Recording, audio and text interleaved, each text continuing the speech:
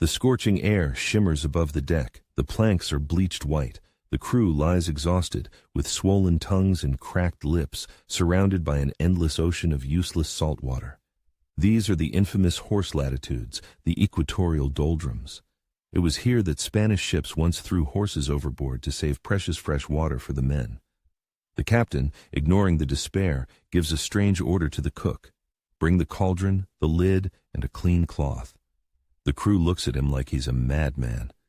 But this wasn't magic. It was a forgotten law of physics that could save them all. But at what cost? Trying to quench your thirst with seawater is like fighting a fire with gasoline. Every sip doesn't save you, it hastens your demise. Here's why. Seawater contains about 35 grams of salt per liter. Your blood has only 9. Human kidneys can only produce urine with a salt concentration of no more than 22 grams per liter. To expel the excess salt, your body will use more water than you drank. This isn't just dehydration, it's cellular suicide, ordered by the ocean. So, we have a crew on the brink of death, and an order that sounds like a madman's ravings.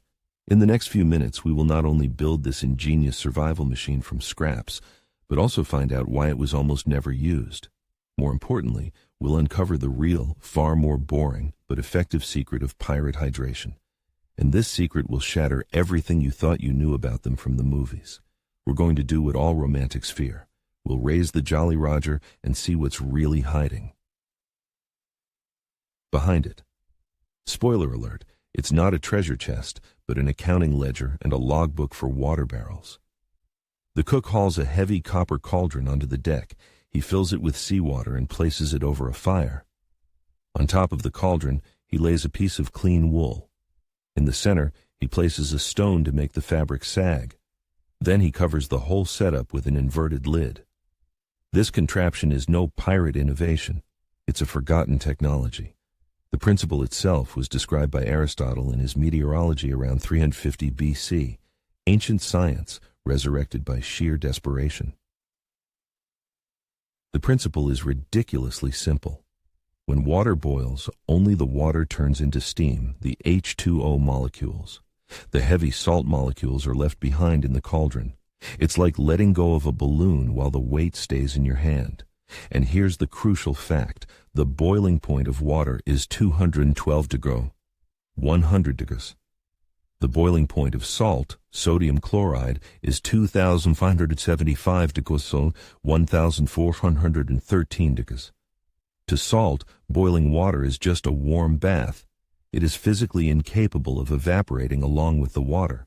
The steam rises and touches the cold inner surface of the lid. To speed up the process, sailors pour cold seawater over the outside of the lid. The lid acts like a cold window in a steamy bathroom, forcing the invisible vapor to become visible and liquid again. Due to its conical shape, drops of pure fresh water run down to the center, and from there, they drip directly onto the sagging cloth. The cook removes the wet wool and wrings it out over a clay mug. One of the sailors takes it with trembling hands and takes a sip. There isn't a trace of salt, only a faint taste of smoke and metal. It's the taste of absolute purity, the taste of a miracle. It sounds brilliant, a simple and elegant solution. On a scale from Hollywood fiction to daily routine, this method is in a very strange place, because this ingenious idea had 3 fatal flaws, 3 drawbacks that turned it into a deadly trap. This device wasn't a life raft, it was a deal with the devil. It gave you a sip of water today, but demanded the very soul of the ship as collateral, and time the crew no longer had. First, fuel. To keep a cauldron boiling for hours, you need a constant, strong fire. And the only source of wood on a wooden ship is the ship itself. The math here is ruthless. To produce just 1 gallon of fresh water, you need to burn about 10 pounds of dry wood. This means you are literally dismantling your own home to survive another day in its ruins. You chop down the mast, break up the deck planks, and burn the longboat. Every sip of water costs you a piece of your only chance of salvation. Second, speed. Even with an endless supply of fuel, this primitive distiller produces water agonizingly slowly, perhaps a quart every 2 hours at best. Now, back to the math. A crew of 80 men in the tropics needs a minimum of 40 gallons a day just to stay alive. If your device produces 1 quart every 2 hours, it would need to run for 320 hours a day to hydrate everyone, which is physically impossible. Trying to provide for a crew this way is like fighting a forest fire with an eyedropper. And third, the ocean itself.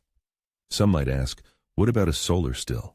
A piece of dark cloth under a plastic sheet where water evaporates from the sun's heat. On paper, it works. But a ship is not a static object, it is constantly rocking.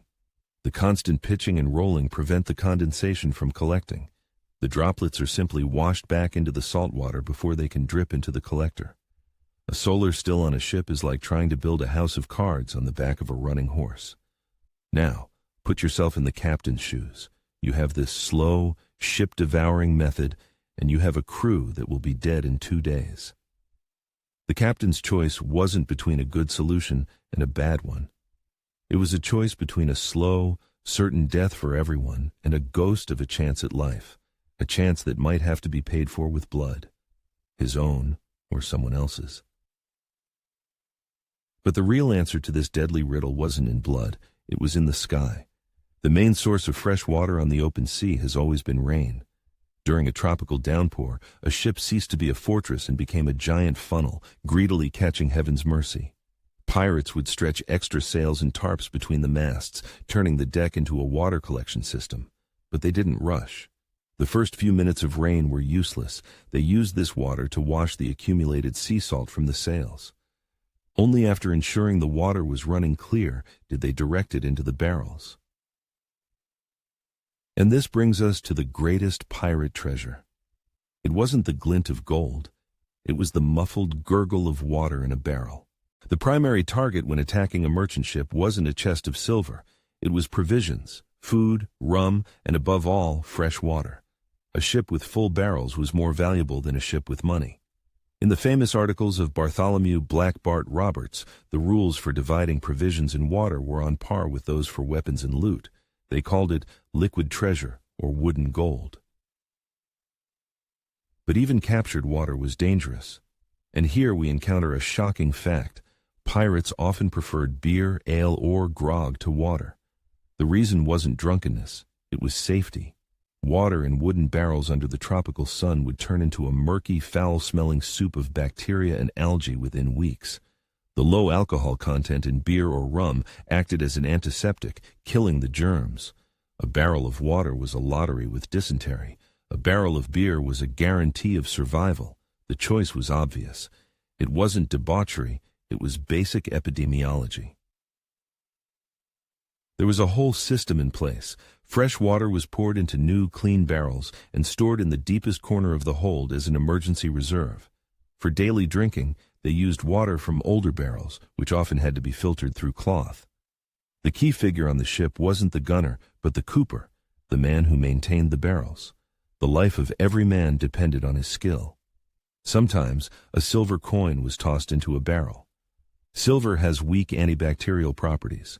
It was more folklore than science, but in a desperate situation, anything was worth a try. We think of pirates as fighters, but let's look at them as logisticians. Their main task wasn't to board a ship. It was to calculate how many barrels of water and beer they would need to get from Jamaica to the Carolinas without dying of dysentery. For a crew of 100 on a 6-week voyage, about 4,200 gallons of liquid were required. That's nearly 16 tons.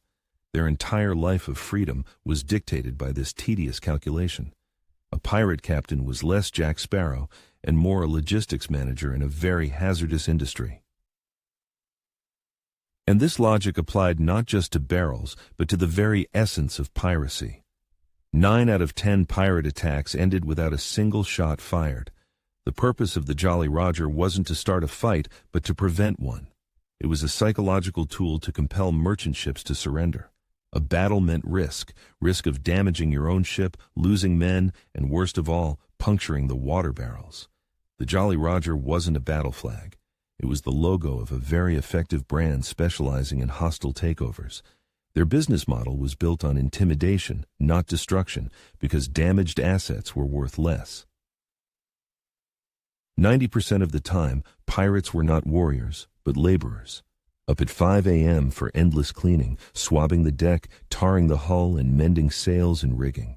A wooden ship in salt water is an organism in a constant state of decay, demanding constant care. Their main enemy wasn't the Spanish Navy, it was the shipworm, Teredo nivalis. Not a worm, but a mollusk that bored tunnels into the wood, turning a solid hull into a sponge in a matter of months. The fight against it was perpetual. This is where the phrase, "to pay the devil," comes from. The devil was the longest and most difficult seam on the hull, and paying it meant sealing it with tar while hanging over the water, one of the dirtiest and hardest jobs on the ship. Their food was as grim as their work. Not roasted pigs, but rock-hard biscuits infested with weevils. Pirates grimly joked it was extra meat, and salt beef, as hard as wood, that had to be soaked for hours just to be chewable. But worse than hunger was scurvy, a disease that killed more sailors than cutlasses ever did. Scurvy is when your body forgets how to repair itself. Collagen, the glue that holds you together, stops being produced. Old scars reopen, and your gums literally rot. It was a slow disintegration at the molecular level. And all this for what? Fabulous riches were for the few, captains like Blackbeard. The average pirate got his share, only to drink and squander it in port within days. Then it was back to sea, to the boredom, hard labor, and rotten food.